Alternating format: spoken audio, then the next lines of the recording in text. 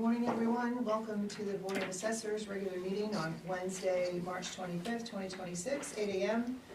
And we're in the town office meeting room.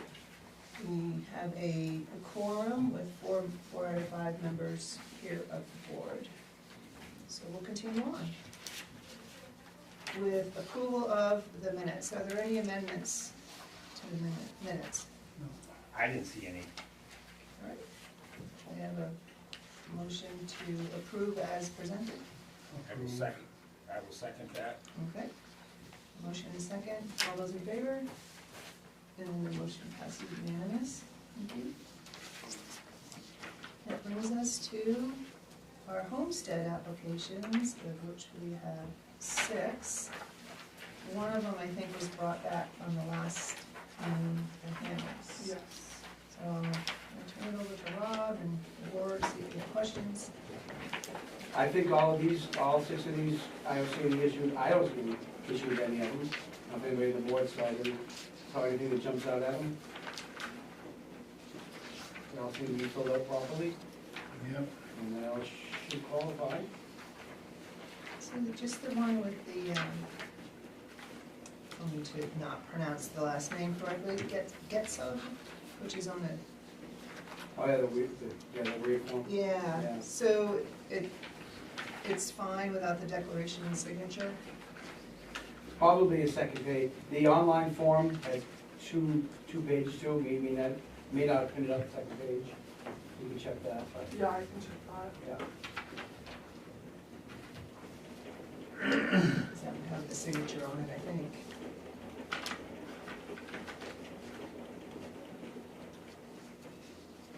Do you want these done individually or just, want me to just call up the last name? Let's just see, do you have any questions, you guys have any I questions? on any? didn't see anything alarming. I've just got something being rather picky on Davidson, which was next to the last Friday in order. They said my municipality is Oxford. Oh, that's not, He said the Oh, I county. wonder if they put county. I think it's, yeah. Yeah, I wonder if It's they what? put the county instead Yeah, I realize that, Yeah. but it's still, it should be Right. Bethel, shouldn't it? But like I said, it's not a big deal. and I had this, sort of the same question on the next one, Lutheran, they didn't even put in a municipality, but. And then the date received of the one that you mentioned, Davidson, was way back in November. Yeah, that one he had emailed it to me and I think it got lost in my email thread. He had followed up with me, that's why I found it. So that's why I added it. So if the board's okay, we should just, I have no problem just updating Oxford to Bethel and writing in Bethel on those last 2 applications. You guys are okay with that? Yeah, and then just a pending approval for the Getso to make sure there's a signature. Okay. With those changes, I make the motion to accept Hamel, Flynn, LaRoche, and Marion, which is together, Paul and LaRoche. Getsoff, Tyler Davidson, and Catherine Latherne.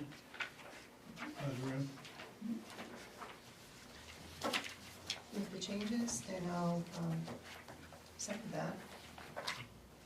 Any other questions, comments? No. All those in favor? And the motion passes unanimous.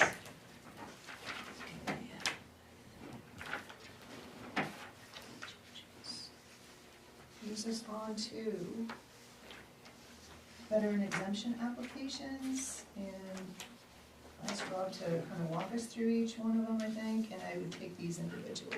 Sure. All right, first one I have on my list is Jason Chapman, Chapman? 264 Swan Hill. His time in service is not during the war period, but if you look, he is, on the 3rd page, he's receiving 100% disability compensation, which will give him the exemption for that reason.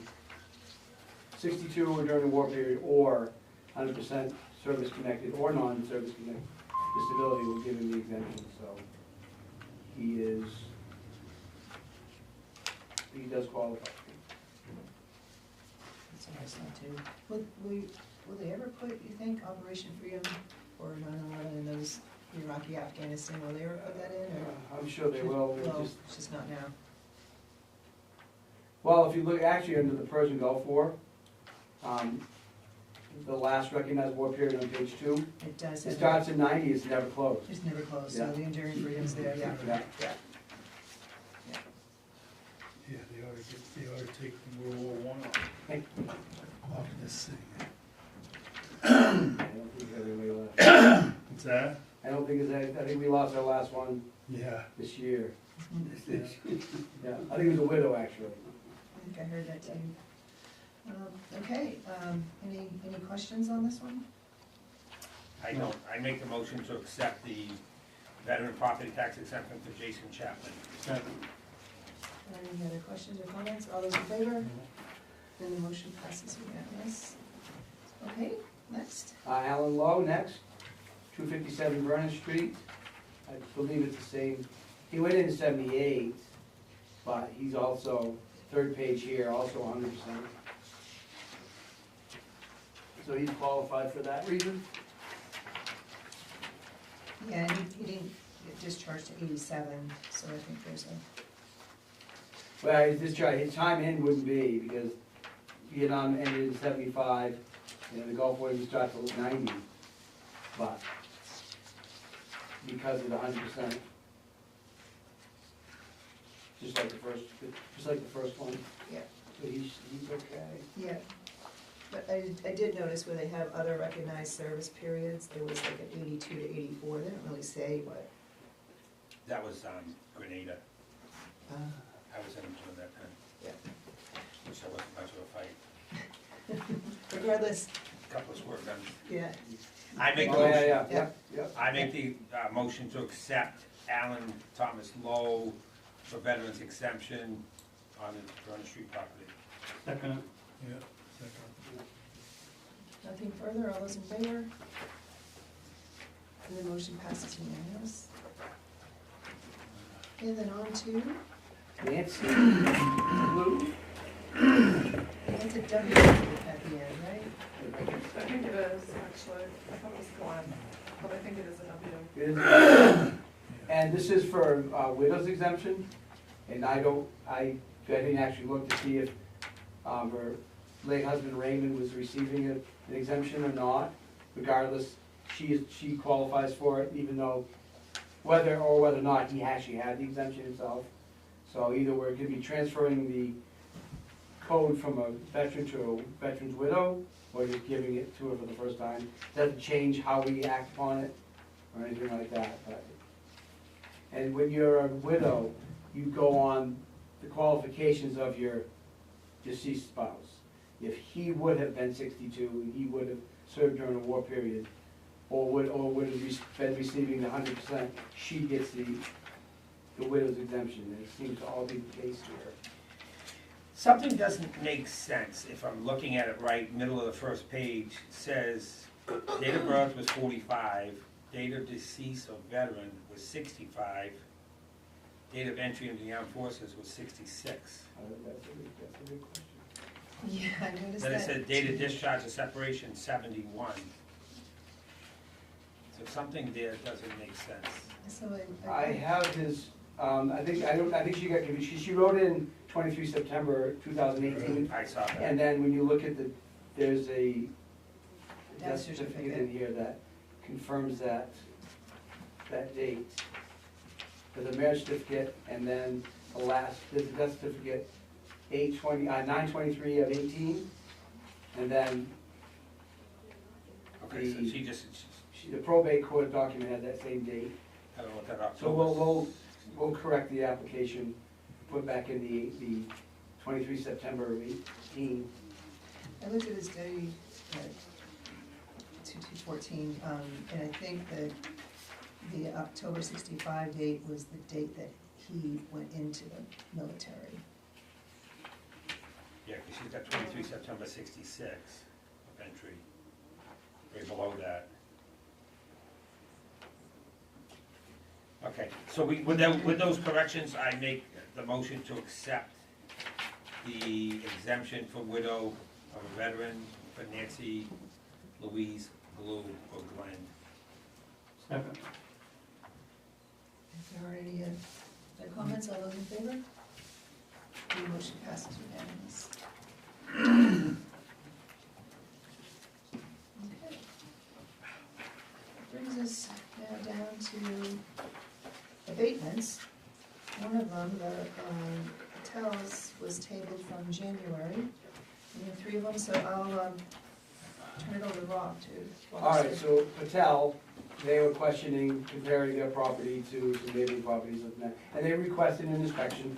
I was here last Thursday, and hooked up with them and actually made a physical inspection, went through the whole house and verified everything. And there was a few little things that I recommend we change. Some of it was informational. I don't know if you know, familiar with the house, the way they had it listed was really wrong. It's kind of like the back half of the house is basically 2.5 stories. Then the front half is a 1-story cathedral. And they had part of that cathedral as having a second floor, which it doesn't. And all the basement was finished, which actually added value. By the time I made all the corrections for that, it wasn't above average quality. It was above average quality. It wasn't above average condition. And we made a $55,000 abatement. He asked for much more than that. But I told him I'd have an answer for him after this meeting. And if it wasn't the entire amount that he asked for, I'm obligated to let him know what his next step is, which would be the ox bar. I don't think that would be a problem, but this is something that I can defend the way it is. So I recommend the evaluation be lowered by $55,400, results in an abatement of $593.89. And that's got the 2-car garage on it. That we- Separate. Yeah, we just paid, and that's the other thing too, is we didn't have that. Huh. We Because I didn't- built that that was- gar- I This was built part that of the garage. borders. I built that garage. Yeah, okay. And I It got a wasn't, permit, and I got a permit for it. yeah, well, it wasn't, for whatever I reason. built a house Oh, okay. years ago, so I'm familiar with the process. So whatever reason, again, this is why we do the quarters, what added to the value was we didn't have a garage. Yeah. We added that in, and after all the changes, that's the $55,000 change in value. So this is the net of Correct. adding the garage and Correct. the other, okay. I did tell them that when I was on site, because on the record, the garage was there. When I got back doing my entry, I read the review note from the guys and said that garage missed. I'll make the motion for an abatement for Rahul Patel on Bird Hill for $593.89. Second. No further comments, all those in favor? So there's Motion an passes abatement unanimously. application for you to sign. Yeah. So- All right, that brings us to next. Yeah, it's gonna be signed. Oh, we gotta sign, you want me to start that? I think she's around got it? the original She's got the one. original? Yeah. George has got it. Send it down. So whatever one you wanna take. The next one is Gabrielle. Did I already say his name? Gabriel, Gabrielle, yes. my apologies. They were here last time, as we remember. So I took this information back to my office, and like I told the board, I was gonna go and, it was deceiving the way it was listed. I mean, it was clearly a 2-story structure. So the gross square foot of grow area was properly listed on the record. It's confusing, and so to make it clearer, I went back and pulled all the information out from where they got it and repriced the building so it says 6,400 square feet of a 2-story grow house. Took off the slab that was tax price. But what the board got him to admit when we were talking last time was that the structure is complete after the first time. It took him a couple of years to get it completed. That's a big green building. Right. Yeah. And after, I was sure that it had been done, but he confirmed the fact that the first year or two, it wasn't done. And the former assessor never went back after that first year.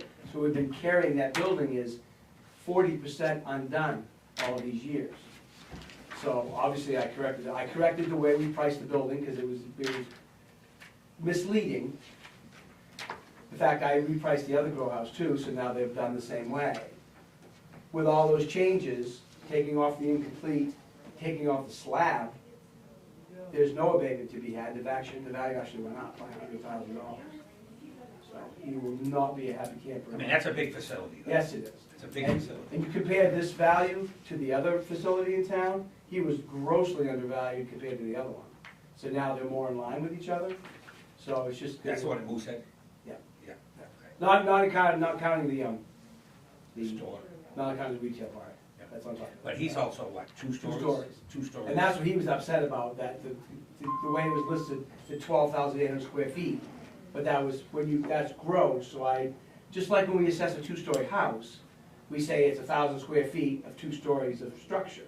So I'm now repriced the building, so it says 6,400 square feet of 2-story grow house. Price changed, and then when you remove the incomplete, which you can't ignore, it went up, so. And on here, he circled personal property. I think he meant to circle real estate, I'm assuming. Yeah. And that value of 27,700, he came back in after our meeting, wanted to know the value of that slab, which is what that was. And I said, yeah, well, I told him what it was, and we'll take the application in, and we haven't talked since, waiting for this decision. So, I expect to hear from him again, but the right thing to do is, there's no abatement to be had, so I recommend we deny it. And as part of my denial, I think the right thing to do is let him know that, without any surprises, well before the tax bill next year, that his new value is gonna be something that exceeds the value now. And I'll put in there that what we found was, and confirmed by the board's meeting, was the structure was complete, and we didn't have this complete. So you're looking for us to deny the abatement? That's correct. I make a motion that we deny the abatement due to the fact that it was on the books as an incomplete, 40% incomplete building. And after review, it doesn't warrant an abatement for Gabriel Stefani? Needs to be. Stefani. Oh, yeah, yeah. Second. Now, just to confirm, to have, whether it's in writing or conversation with him to explain Okay, what. yeah. what. Well, anytime somebody makes a formal abatement request, all 3 of these, we are obligated to notify them in writing. Okay, So in that letter, I'll just expand on my normal abatement letter, telling him that this is what we found. yeah, that'd be great, thank you. Your guys have been on site? Yeah, that's what started it all. Okay, right, Yeah. because he knew they were looking, It's dangerous. Yeah, yeah. okay. For the meeting that we had with our guy, he didn't come across it where it's good to know. All right, no further comments, all those in favor? Did you push your hand up, Brett? Yep. It passes unanimous, thank you. Okay, next. The last one we have is Varnum Baker, 47 East View Drive. He's requesting an abatement of $191,000 building value. Actually, I wasn't unfamiliar with this location specifically, so I drove out and looked at it when I was here last Thursday. So he actually contacted us informally at the beginning, was questioning about the value of his property compared to the properties in his immediate neighborhood. Put together a little spreadsheet, and through Emma, I responded to him saying, well, your comparison is such that, yes, they're all built by the same person, but they don't all have the same quality. And the one that's most similar to yours, almost identical, we had the house, it's newer, we had the house that's partially incomplete this year. It just sold, that house sold in June or July, and as of April 1st, we felt that there was some incomplete to it. So when he's drawing a comparison to everything, he thinks he's singled out and overassessed in relationship to these others, but I already sent him back what you see in your packet. Here's all the comps that you had, and here's the fact that this is so much smaller than yours, it's a lesser quality than yours. They don't have a pool, they don't have as much as you do. And there's some sales in there showing the ratio. But the biggest thing that he really hung his hat on was the fact that this one, just like me, is last. Well, that's because we had it as unfinished. This year it is finished, So I was trying to drop the hint to him that he really doesn't have any standing here, which he did apply anyway, and he actually reworded his abatement request, taking out all the things that I've already disproven from his case. But if you wanna look at, I mean, the easiest thing, if you look at the fourth page in his packet. This is to the board about the, there's a little spreadsheet of the 4 properties in question here. The subject is the first one. So I honed in on the fact that, like the subject, for example, he's got 2,016 square feet of living area. Then there's a pool, a patio, porch, a patio, a pool, and a deck there. He paid $1.35 million for it, 6 of 2024. We're at 58% of that sale, which really demonstrates there's no overvaluation there. And then for comparison, you'll see the street numbers of 37, 53, and 50, acreages, land and building assessments. You'll see the square footages and what extras that they have. No one else has a pool except for the bottom one. Sale prices and assessment ratios. So when you look at the other 2 buildings that are like him, 53 and 50, he's at $387 a square foot. The other one's at $371, very, very close. The bottom one at $282, that's the one that's incomplete. We may have overestimated how much was not done on that structure as of April 1st, but when we're said and done with street number 50, it's gonna be in the same line as those other 2.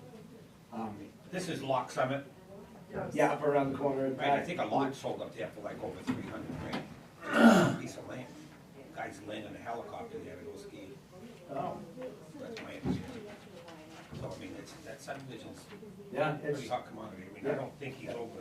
no, not at all. That land value, 75,000, you're right, that's gonna be, the real, it's gonna be over, as developed, it's gonna be over 4, I'm sure. But, I mean, no overvaluation at all, clearly. And everybody's done in the same manner. When you look at the square foot, cost per square foot on these things, the only outlier, and we have a reason for that. And so my notes down below, my note is, that should not say 37, that should say 50. The building at 50 was assessed as incomplete. And I didn't, the notables down below, that was a comment from his conversation with me back and forth. It doesn't pertain to what I presented to you, because lot 49 that he made reference to, maybe that's a lot that you spoke of that sold for so much. Yeah, Yeah, there's really no way to go. I make the motion to deny based on the assessor's analysis from Varun Maker on 47 Eastview Drive. I make the motion for denial. Seconded. Any other questions? All those in favor? Then the motion passes unanimously. Thank you. All right. Alright, thanks, Rob. No more abatements. Oh. And nothing on certified ratios valuation updates. It brings us to other business and the results of the first building review. Can you walk us through this? So yeah, you should have, the first page should just be a synopsis of what we found. We visited 812 buildings, 316 of them had some sort of change in value. If there's some things about the software that would change, we may have a different siding type or a different roofing type that just could be keyed in wrong. Those do not affect value. These are the ones that had an effect on the value. That's 39% of the properties that have changed. That's a bit on the higher side than we normally see. Normally it runs between 25 and 30%, but we've known of some of the deficiencies we've had in the past. So, but it is what it is. That's why we're here to straighten it out. So out of that 39%, total value increases gross was $3,374,400. And then out of that 316, there was some properties actually went down in value, and that dropped the assessment by a total of $479,000. So the net increase was $2.895 million. Based on the current tax rate, that's another 31,000 tax dollars that we're collecting this year. Well, this upcoming year. So these changes were things that were, somebody put new windows, new siding, new roof on, so it's not changing the valuation when we do the total reval That's right. at the end, which we all agreed to. That's right. It's changing the condition of the property, made it work. These are actually factual. A lot of these things were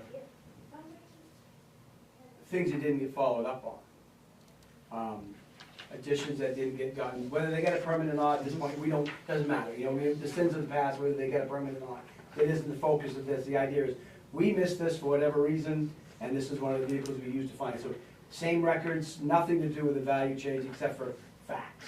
Okay. Fact. We actually, to be honest with you, we found half a dozen houses we didn't have.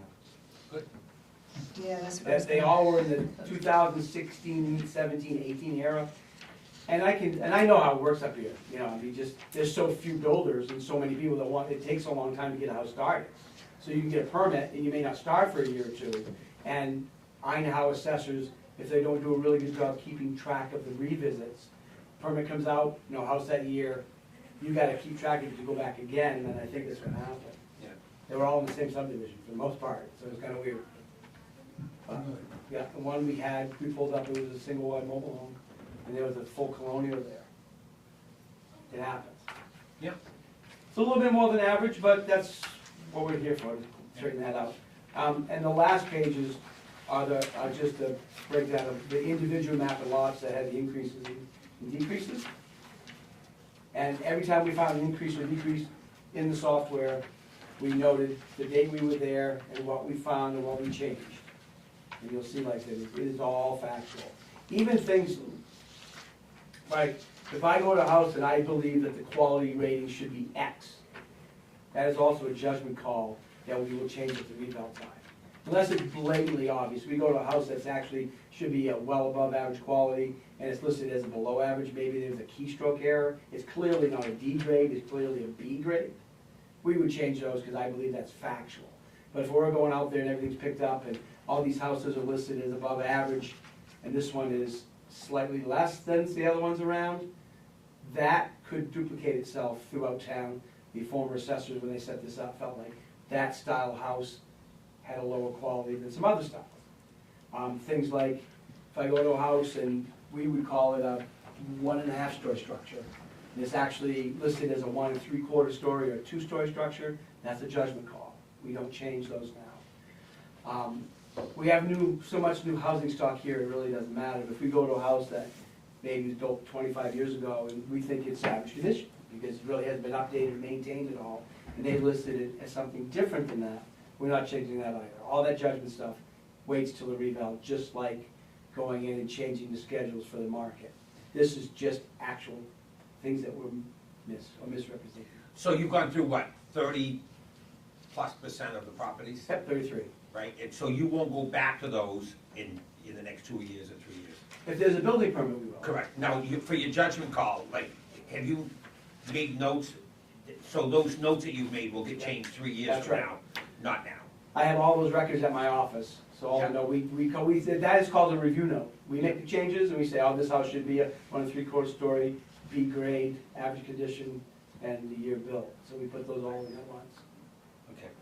So those grade upgrades or downgrades will happen in 3 years from now? Right, we do them all. Right, okay.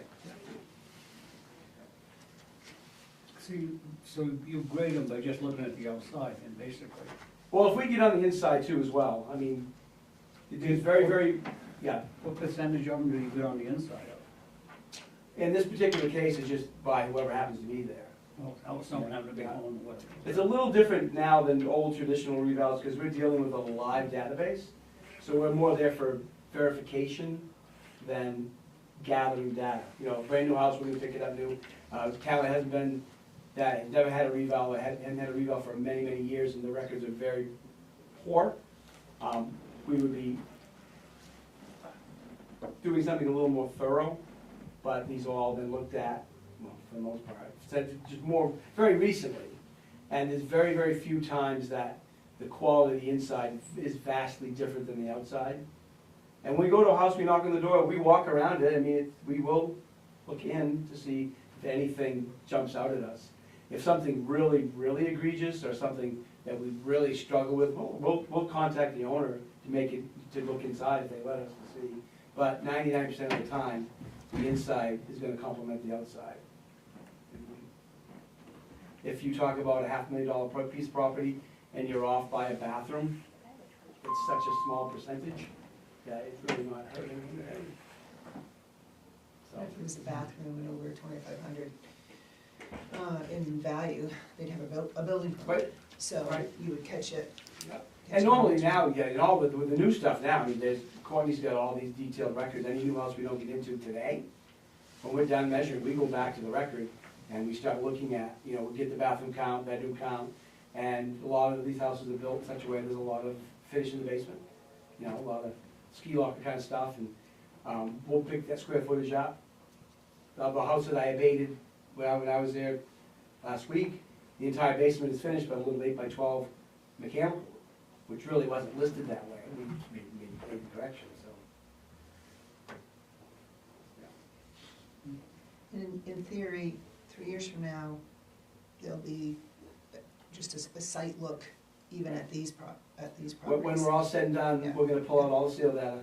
Yeah. We'll start creating a new building schedule, a new land schedule. Test them against the sales. And once we feel that they mirror the sale values we'll go out and apply that methodology to everybody. We'll have, the basic quick way to explain to it, not that there's one in town here, but we'll come up with an average rural house lot value that had just run-of-the-mill garden variety house lots. We'll have a value for that land. We'll have a value for in-town land, in-town lots developed. And anytime I come to a property or stretch of properties that are average, they're gonna be applied that same land value. And the buildings will be what the buildings are, like we've talked about. And then we get into view better neighborhoods and things like that. And ultimately, we'll have sales up there, which will change that baseline value. Now we'll look at all these places again. And for whatever reason, if this first go around, we see something on site that we don't have, for whatever reason, it'll be tagged again, and that year, the reval, our spring work will be a hefty, potentially hefty load if we see anything at all, even back to here, that, oh, look, there's a new shed, or they enclose that porch, or what have you, permit or not, we'll look at it one more time. And the good thing, the one thing about this is, doing it this way, if this is indicative, it's 31,000, the tax dollars that we didn't have. If you spin that forward, next year, we'll go, when we collected 30 this coming year. The following year, we'll get that 30 again, plus probably another 30. So it compounds that way, that by the time the extra tax dollars we get from this, we'll certainly pay the cost that you paid us to go and gather the data. So we're talking about a reval being less expensive that way. Instead of getting it all at once, we're picking things up that should have been done, it just didn't help. My Yeah. opinion.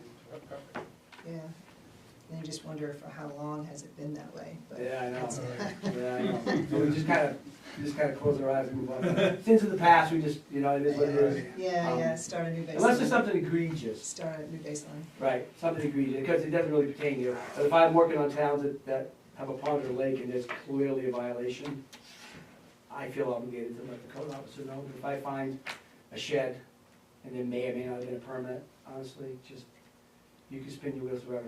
I tell all my code officers, if they want to go through my changes, if they find anything they want to pursue, that's kind of on their chair, not ours. But So there is that part of it too. it's always there, yeah. Yeah, and just interesting with I would particularly look at, anything that's over $200,000 in value change here that you had increase. We've had a lot of changes in code enforcement officers, so I'm sure in the switches, Yep. some stuff might have gotten And that missed. could be it too. We've gone through, what, 6 code enforcement officers in the last 5 years? It's been a lot.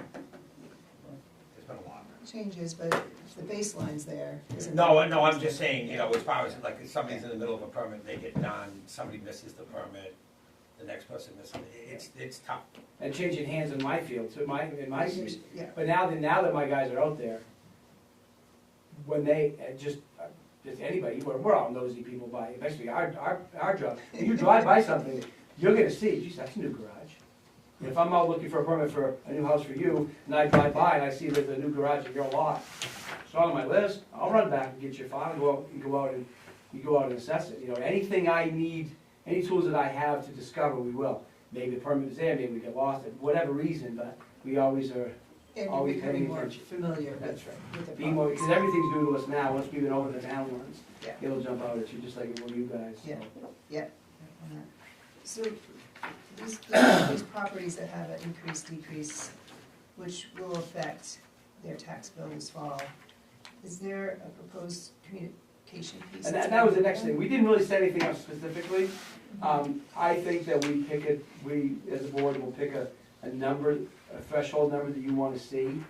And I have a generic letter that I can send to these people, you know, throughout the spring, to let them know that as a result of the review, please expect blah.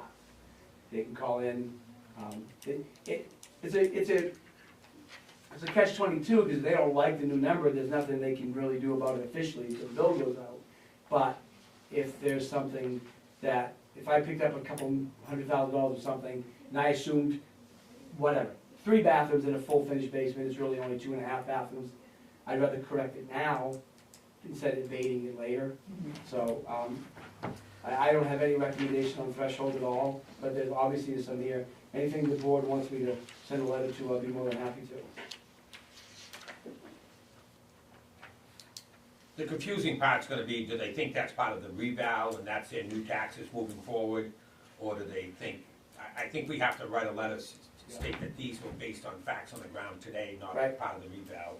You Yeah. know, notice you added a deck, you added a mudroom, you added finishes, you did something. I think that would make the town office not as busy with people coming in complaining. So if there's some way we could craft that letter to explain that, You want me to put individually what we found? I mean, well, generally speaking, but tailor the letter for every person, like we picked up, we found the house we didn't have, and the house was half done. Or do you want to say, please contact me, and I'll explain it to them over the spring? Will we please contact you Yeah. on it? I would agree. And I think for a threshold is they don't need a building permit for anything under $2,500 in value. That's a lot of changes. Is a building permit 2,500 now? I thought we raised that. Well, if I may, just, the idea is, a lot of these things could have been permitted, we just didn't pick it up. Our general rule of thumb, as a thought, is we normally notify people if the valuation exceeds 10% or 15% or 20% of their current assessment, you know. And with that being, I'd be writing a letter to all 300 of them, that really wasn't, I think that, in my opinion, that may be a bit too low. I say we pick a threshold number, or I say maybe anything over 15% of the current assessed value as an increase, we notify them. Or a number such like that. When you do that sort of percentage, that takes you down to how many properties? I mean. I haven't even, Yeah, but what I do is I look at every one of these. I mean, if I was to also say, if you're looking at the first page, map 4 lot 33 at $51,000 increase, that, I should think that would certainly would be one that we would do that. You see, they're kind of in map a lot order. We Yeah. started with map 4, Yes.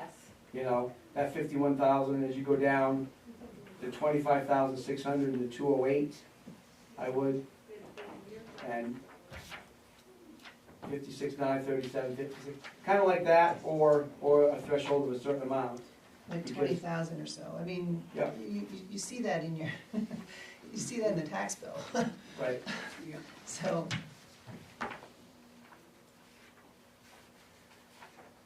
It would seem like if we pick something like 10,000 seems like it's less, maybe a third. We've got one here that's $208,000. Yeah. I was gonna send one to those ones, regardless of the conversation we had today, yeah, honestly. yeah, because You know, 'cause that's just, whole structure. yeah, On the third page, you've got two different properties there, for 304,400. Those are those two houses there that we didn't have at all. That you didn't want, No, we didn't have the house at all. no house at all? Nope. Nope, So if you look, Brand new? nope. Right. These houses are built like 2016, 2018. You think I say somebody, he was pretty lenient on that, weren't you? I mean. I have no idea, because like I said, for all those years, it got missed, and nobody knew to go back, and nobody decided to rat themselves out. so looking at the first page, anything over 10,000 is 8 of them. So if we Okay. use that as a threshold of 10,000, there's 8 on the first page. It's more than that. I just see give more it a than eight. second. Maybe your first page is different than mine. Over 10,000, I got one. Well, you said map 4, you start with map 4 or map 15? Map 4, Yeah. and I'm only seeing 1, 2, above 3, 10 4, grand, I 5, thought there was 6, 8 or 9. 7, 8, 9, 10, 11, 13. Oh, I missed a section right there, yes. Yeah, there's sections in there. But the next page is not, There's a lot of 11s on the next page. So we'll think of this, think of a tax amount, you know, if you had a, I mean, there's like a 20 tax amount. there's 25 in the first 2 pages that I count. And then the decreases are not, Yeah, that last page is decreases, and then nothing of them is something, it's just, that just opens up a can of worms. I'm just looking for the tax burden increases. Am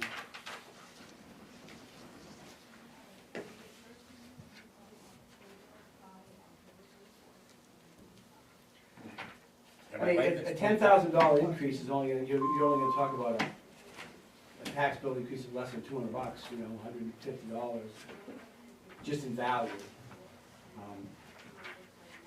If you look at it that way, if you think that's enough. The problem is if people have a mortgage and their taxes are in their mortgage payment, they'll have a shortage at the end of the year, and then we put a burden on something. Right. You know, the bank's gonna call and say, hey, I'll come short for taxes. And they hit them bad, you know, that's what, I know that happens in some cases. It does. If I notify these people, that it'd be on them to tell their bank that, That's what I mean. gives them, yeah. highlights it for them. But, the other thing would be, you know, if you pick a $10,000 threshold on a $500,000 house, that's nothing. But on a single-wide mobile home or a house lot, that would be something, that's why I do that's why we usually do I like to lean towards a percentage-wise. Or just something that makes sense, but. Do you want a recommendation from us, or are you just gonna? No, I want just a little bit of a kind of an open conversation about it, and then at the end of that recommendation, I'd make the recommendation that we do it, at like 12.5. Yeah, I was gonna say 12 or 15, yeah, 12. I'd almost rather see a percentage. If someone with a $200,000 house, you know, 15% or whatever, I mean, that's not that much. But the people with $1 million house, How they're about- getting the percentage. how about 12.5 or 10, or how about 12.5 or 15%, whichever's less. I would agree with that. That would kind of mix it I down. would agree It with would that. mix both sides of it. So, take that motion? Yes, I'd make it a motion. I'll second that. So 12.5 Or or 5 or 15%. 15%, whichever is, And what I'll do is I'll just make it easier, Whichever is greater. greater, just less. less. Because that would, yeah. Yeah. I will take, I'll figure out, what I'll do is I'll just grab a bunch of letterhead and envelopes from here, and I'll just do them from home. Because I can get the trio of all the cards I have at home anyway.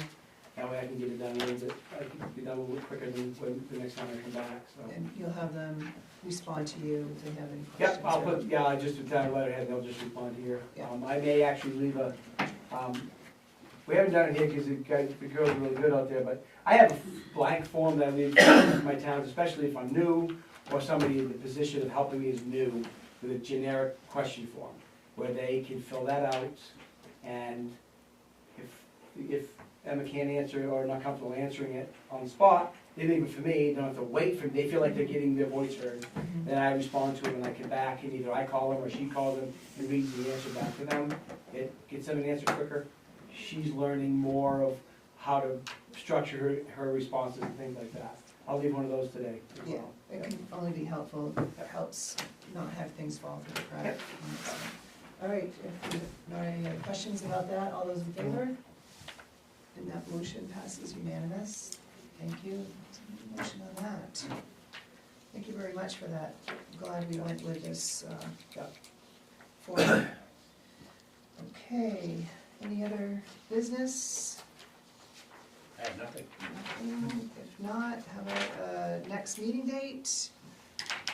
I suggest we do something in May, May? because what'll happen is we'll get most of the work, that May be good, any stuff that's been late April 1st filings or whatever, there'll be the homestead reimbursement application where we'll be talking about ratio. That has to be in by June 1st, so if we set our normal date in the middle of May, I think that'll be good. So the second Wednesday in May is May 13th, 8 AM, good, Always around. right? Very good. There's no further business. Motion to adjourn, Move to adjourn. Second. all those in favor? Very good, thanks Thank you all. everybody. Thank you, it feels good to get to a third of those anyway. That's great. Yeah. And like you mentioned, that money will help pay for the rebound. Yeah. About 30 grand